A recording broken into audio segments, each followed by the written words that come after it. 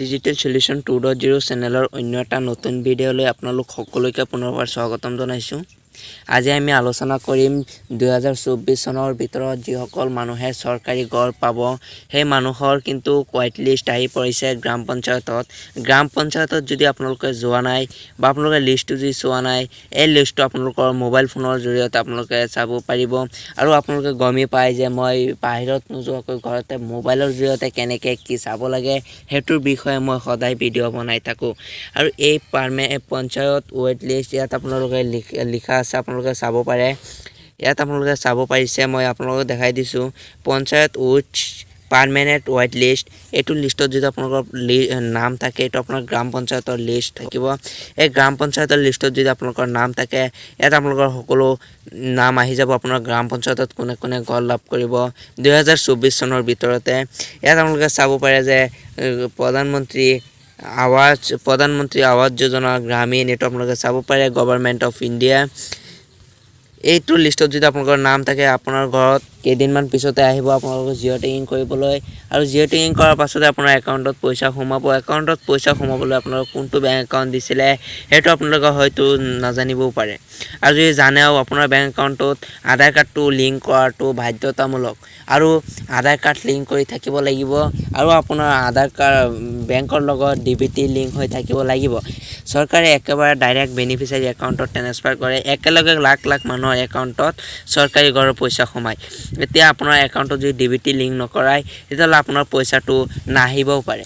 এতিয়া আহক এই লিষ্টটো আপোনালোকে কেনেকৈ চাব এইটো আপোনালোকক যদি আপোনালোকে স্কিপ কৰি দেখে আপোনালোকে এটা ভুল হ'লে আপোনালোকে এইটো লিষ্ট আপোনালোকে চাব নোৱাৰে আৰু আপুনি যদি মোৰ চেনেলটো ছাবস্ক্ৰাইব কৰা নাই চেনেলটো ছাবস্ক্ৰাইব কৰি কাষত থকা বেল আইকনটো প্ৰেছ কৰি ৰাখিব কাৰণ এনেধৰণৰ ইনফৰ্মেটিভ ভিডিঅ' মই চেনেলত ৰেগুলাৰ দি থাকোঁ আৰু এই ভিডিঅ'টো আপোনালোকে যিমান পাৰে আপোনালোকে শ্বেয়াৰ কৰিব বেলেগ মানুহেও যাতে ঘৰতে বহি লিষ্টখন চাব পাৰে সিহঁতৰ নাম আহিছে নে নাই।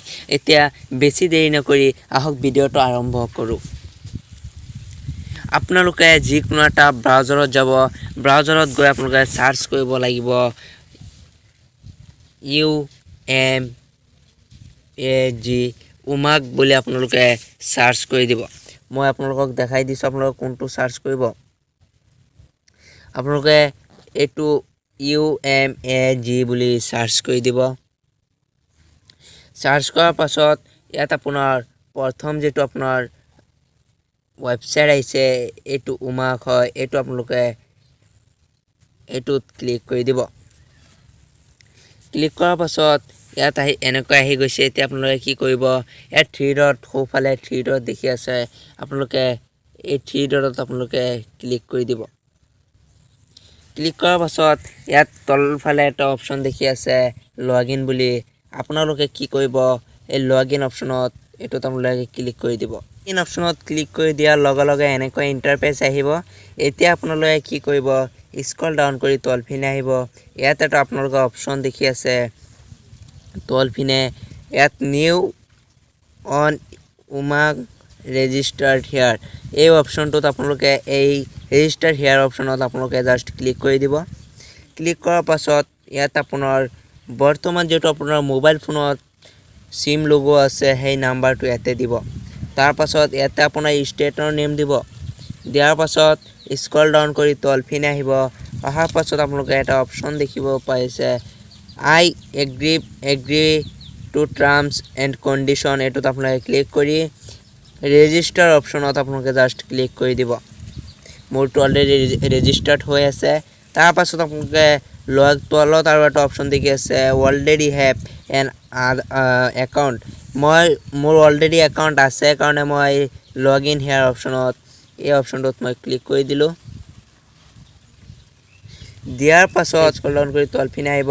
ইয়াত এটা অপশ্যন দেখিব পাই আছে আপোনালোকে লগ ইনৰ তলত এটা অপশ্যন দেখি পাই আছে লগ ইন উইথ OTP অপশ্যনত আপোনালোকে জাষ্ট ক্লিক কৰি দিব। ক্লিক কৰাৰ পাছত ইয়াত আপোনাৰ মোবাইল নাম্বাৰখন দি দিব। দিয়াৰ পাছত আপোনালোকে চেণ্ড OTP অপশ্যনত আপোনালোকে ক্লিক কৰি দিব।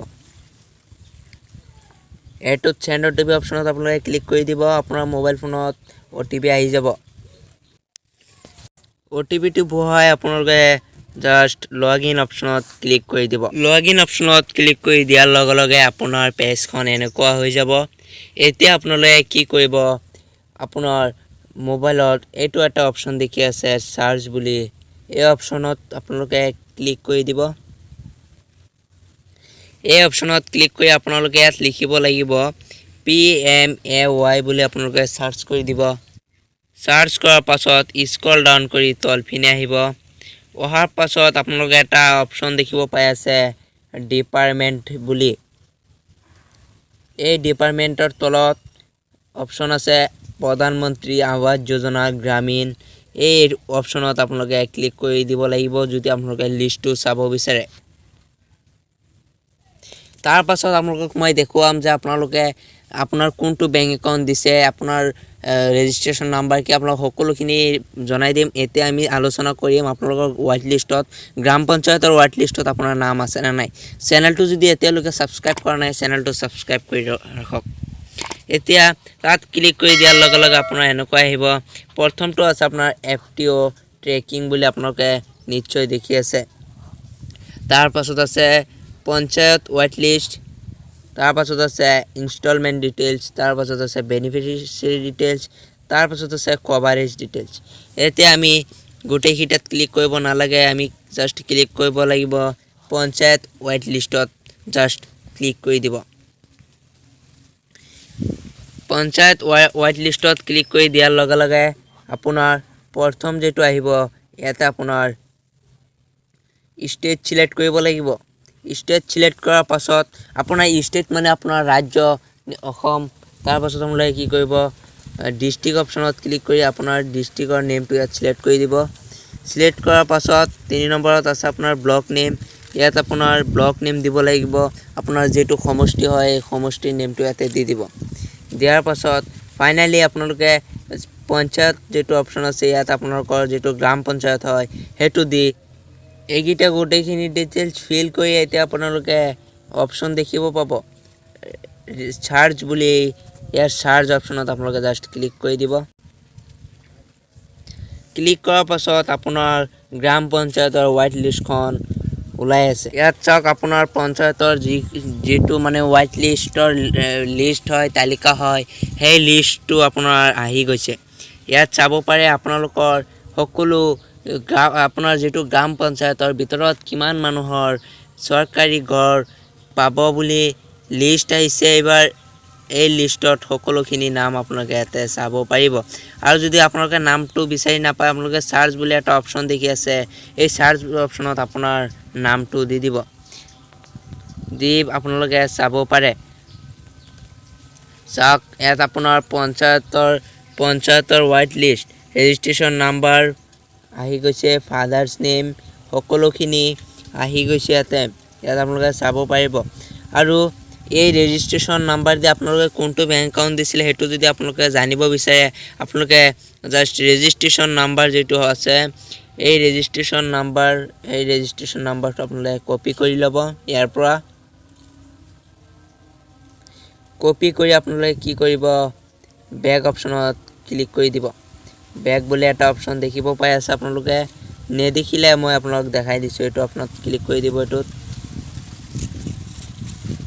ক্লিক কৰাৰ পাছত ইয়াত আকৌ লিখিব PMAY বুলি লিখিব।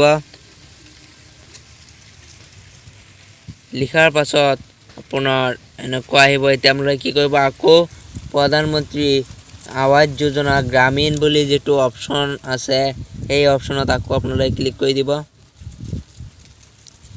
ক্লিক কৰাৰ পাছত আপোনালোকে কি কৰিব, ইয়াত আপোনাৰ বেনিফিচিয়াৰী ডিটেইলছ বুলি এটা অপশ্যন দেখিব পাই আছে 4 নম্বৰত। এই বেনিফিচিয়াৰী ডিটেইলছ অপশ্যনত আপোনালোকে ক্লিক কৰি দিব। ক্লিক কৰাৰ পাছত বৰ্তমান যে আপোনাক কৈছিলোঁ যে ৰেজিষ্ট্ৰেশ্যন নাম্বাৰটো আপোনালোকে কপি কৰি ল'ব, সেই ৰেজিষ্ট্ৰেশ্যন নাম্বাৰটো ইয়াতে দি দিব। চেনেলটো যদি এতিয়ালৈকে ছাবস্ক্ৰাইব কৰা নাই, চেনেলটো ছাবস্ক্ৰাইব কৰি ৰাখক, কাৰণ এনেধৰণৰ ইনফৰ্মেটিভ ভিডিঅ' মোৰ চেনেলতে দি থাকোঁ। এতিয়া আপোনালোকে ৰেজিষ্ট্ৰেশ্যন নাম্বাৰ দি চাৰ্চ অপশ্যনত ক্লিক কৰি দিব।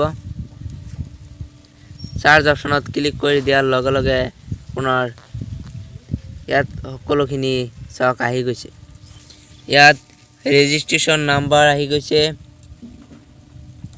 চাব পাৰে আপোনালোকে ইয়াত ৰেজিষ্ট্ৰেশ্যন নাম্বাৰ আহি গৈছে mother's name date of birth registration কিমান চনত গড় ৰেজিষ্ট্ৰেশ্যন হৈছিলে তাৰ পাছত বেনিফিচিয়াৰী ফাদাৰ্ছ নেম আহি গৈছে তাৰ পাছত কেটেগৰী আহি গৈছে এই সাৰ্ভে কেতিয়া কৰিছে যেতিয়া সাৰ্ভে কৰিছিলে তেতিয়া বয়স কিমান হৈছিলে সকলোখিনি আহি গৈছে আৰু তলতহে আপোনাৰ মেইন অপচনটো তলত আপোনালোকে চাব পাৰিব ইয়াত বেংক নেম এইটো আপোনাৰ কোনটো বেংক দিছিলে ইয়াত দিয়া আছে ষ্টেট বেংক অফ ইণ্ডিয়া আপোনালোক যেটো বেংক দিছিলে হেতু ইয়াতে থাকিব আৰু ইয়াত এটা অপচন আছে একাউণ্ট ষ্টেটাছ এইটো একাউণ্ট ষ্টেটাছ ভেৰিফাইড বুলি ভেৰিফাই হৈ আছে আৰু একাউণ্ট ষ্টেটাছ ফ্ৰিজ একাউণ্টটো ফ্ৰিজ হৈ আছে এইটো আপোনালোকে সোনকালে গৈ আপোনালোকে ডিবিটি লিংক কৰক আৰু আধাৰ লিংক কৰক নহলে কিন্তু আপোনালোকে পইচা লাভ নকৰে আৰু এনেধৰণৰ আপডেট মই এই চেনেলত সদায় দি থাকো গতিকে চেনেল সাবস্ক্ৰাইব কৰি আপোনালোকে এই ভিডিওটো যিমান পাৰে WhatsAppত ফেসবুকত